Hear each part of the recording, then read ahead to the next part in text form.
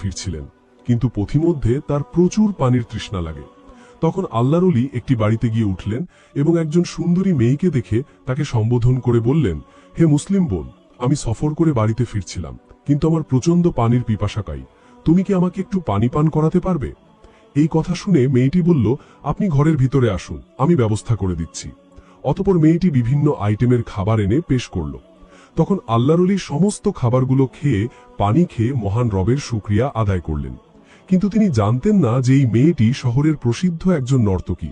তার নাম ছিল লায়লা, আর মানুষরা তাকে রাতের রানী বলে ডাকত। অতঃপর পরের দিন যখন আল্লাহর ওলি তার বাড়িতে ঘুমাচ্ছিলেন, তখন তিনি স্বপ্নে দেখলেন সাদা পোশাক পরিহিত একজন ব্যক্তি এসে বলল, হে আল্লাহর বান্দা, তুমি একজন খাঁটি মুমিন হয়ে কিভাবে একজন নর্তকীর বাড়িতে গিয়ে খাবার খেলে? আল্লাহর ওলি এই কথা শুনে স্তব্ধ হয়ে গেলেন এবং বললেন, আমি তো জানতাম না সেই মেয়েটি খারাপ চরিত্রের মানুষ, যদি জানতাম তাহলে কখনো তার বাড়িতে যেতাম না। তখন লোকটি বলল, যেহেতু মেয়েটি তোমাকে খাবার দিয়ে এহসান করেছে, তাই তুমিও তার উপরে এহসান করো, যেভাবেই হোক তাকে খারাপ রাস্তা থেকে ভালো রাস্তার দিকে নিয়ে আসো। এটা শুনে আল্লাহর ওলি বললেন, এটা কি চাইলেই সম্ভব হবে? সে একজন প্রসিদ্ধ দেহ ব্যবসায়ী, শহরের ধনী মানুষেরা তার সাথে রাত কাটানোর জন্য যায়, সে কি তার পাপের রাজ্য ছেলে ফিরে আসতে চাইবে? তখন লোকটি খানিকটা রাগ দেখিয়ে বলল, সে পাপের রাজ্যে আছে বলে ভালো হতে চাইবে না, এটা তুমি কিভাবে জানলে? তার সামনে কি কখনো ভালো হওয়ার সুযোগ তুলে ধরেছিলে? এটা শুনে আল্লাহর ওলি চুপ হয়ে গেলেন। অতঃপর পরের দিন তিনি আবারও সেই লায়লার কাছে গেলেন। লায়লা তখন আল্লাহর ওলির চেহারা দেখে চিনতে ভুল করেননি। সে তাকে দেখে কিছুটা অপ্রস্তুত হয়ে গেল। এই অবস্থা দেখে আল্লাহর ওলি বললেন, আমি তোমার কাছে সময় কাটাতে আসিনি, বরং তোমাকে একটি সত্য জানাতে এসেছি। এটা শুনে লায়লা প্রথমে অবাক হলেও তার কথায় কৌতূহলী হয়ে গেল। আল্লাহর ওলি তখন আবারও বললেন, আমি একজন সাধারণ মানুষ, এখনো আলোর দিশা খুঁজে বেড়াচ্ছি, আর তুমি এমন একজন মানুষ যে অন্ধকারে থেকেও আলোর দিকে ডাক পাচ্ছ। লায়লা তার রহস্যময় কথা শুনে হেসে ফেলল, কিন্তু তার হাসির পেছনে এক অজানা শিহরণ বয়ে গেল।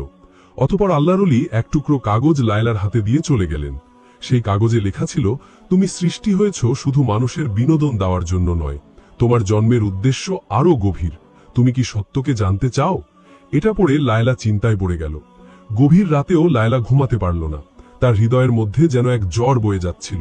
সে ভাবছিল, এই ব্যক্তি আসলে কে, কেন সে আমার কাছে এসেছে? অতঃপর পরের দিন লায়লা সেই লোকের সন্ধানে বের হয়ে যায়, কিন্তু বহু খোঁজাখুঁজির পরেও তার কোনো সন্ধান পেল না। অবশেষে লায়লা শহরের হাকিমের কাছে উপস্থিত হল এবং সেই প্রতীক সম্পর্কে তথ্য জানতে চাইল।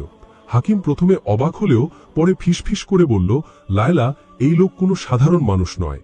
তুমি কি জানো সেই ব্যক্তিকে? উত্তরে লায়লা বলল, না, আমি শুধু জানি সে আমাকে প্রশ্নের জালে ফেলে গেছে। তখন হাকিম বলল, আসলে লোকটি একজন সাধক, তার নাম জায়েদ। বহু বছর আগে সে ছিল একজন ধনী ব্যবসায়ী, কিন্তু একদিন সবকিছু ছেড়ে দিয়ে সত্যের সন্ধানে সে বেরিয়ে পড়ে। সে কেবল তাদের কাছেই যায় যাদের জন্য আল্লাহর কোনো পরিকল্পনা থাকে। এটা শুনে লায়লার হৃদয় কেঁপে উঠল। সে বিশ্বাস করতে পারছিল না যে তার মতো একজন নারীর জন্য আল্লাহর একজন ওলি এসেছিল।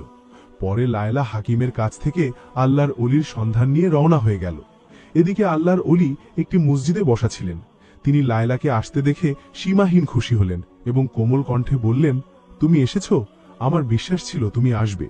তখন লায়লা শুকনো গলায় বলল, আপনি আমাকে এই প্রশ্নগুলোর সামনে দাঁড় করিয়ে দিলেন কেন? এটা শুনে আল্লাহর ওলি হেসে বললেন, কারণ তুমি জানো তুমি শুধু এক রাতের সৌন্দর্য হওয়ার জন্য জন্ম নেওনি, বরং আল্লাহ তাআলা তোমাকে সৃষ্টি করেছেন ঘরের রানী হিসেবে। এই কথাগুলো যেন লায়লার হৃদয় কাঁপিয়ে দিল। তখন আল্লাহর ওলি আবারও বললেন, আচ্ছা লায়লা, তুমি এই ভিন্ন কাজে কিভাবে জড়িয়ে গেলে? একবারও কি নিজের আত্মসম্মানের কথা চিন্তা করলে না? এটা শুনে লায়লার ভেতরটা কান্নায় ফেটে যাচ্ছিল। সে কেঁদে কেঁদে বলল, কোনো মেয়ে স্বেচ্ছায় নিজের সম্মান বিলিয়ে দেয় না, পরিস্থিতি তাকে বাধ্য করে এই কাজে নিয়ে আসে। আমি ছোটবেলায় দুর্ভাগ্যবশত আমার মা বাবাকে হারিয়ে ফেলি। তারপর একজন ব্যবসায়ী আমাকে দত্তক নেয়, কিন্তু কিছুদিন পর সে আমার সাথে বিশ্বাসঘাতকতা করে এবং একটি পতিতালয়ে চড়া দামে বিক্রি করে দেয়। তারপর থেকে আমি একজন পতিতা। লায়লার কথা শেষ না হতেই হঠাৎ তাদের কাছে ছুটে এলো দুজন অস্ত্রধারী লোক। তারা এসেই বলল, লায়লা তার পুরনো জীবনেই থাকবে, এই রাতের রানী কখনো আলোর পথ ধরতে পারে না। এটা বলেই একজন অস্ত্র নিয়ে লায়লার আল্লাহর ওলির কাছে এগিয়ে গেল। এই দৃশ্য দেখে লায়লার হৃদয় দপদপ করতে লাগলো। সে কি করবে কিছুই বুঝতে পারছিল না। একটা সময় লায়লা কাঁপা কণ্ঠে বলল, এই ব্যক্তিকে কোনো আঘাত করবে না, তার কোনো অপরাধ নেই। তোমরা বলো, এখন তোমরা কি চাও? তখন তাদের মধ্যে একজন বলল, তোমাকে ফিরে আসতে হবে। তুমি আমাদের পতিতালয়ের একজন রত্ন, আমাদের শক্তির উৎস। তুমি যদি চলে যাও, আমাদের অস্তিত্ব বিপন্ন হবে। এই কথা শুনে লায়লা খুবই কষ্ট পেল। নিজেকে একটা পরাধীন ব্যবসার পণ্য হিসেবে মনে হচ্ছিল।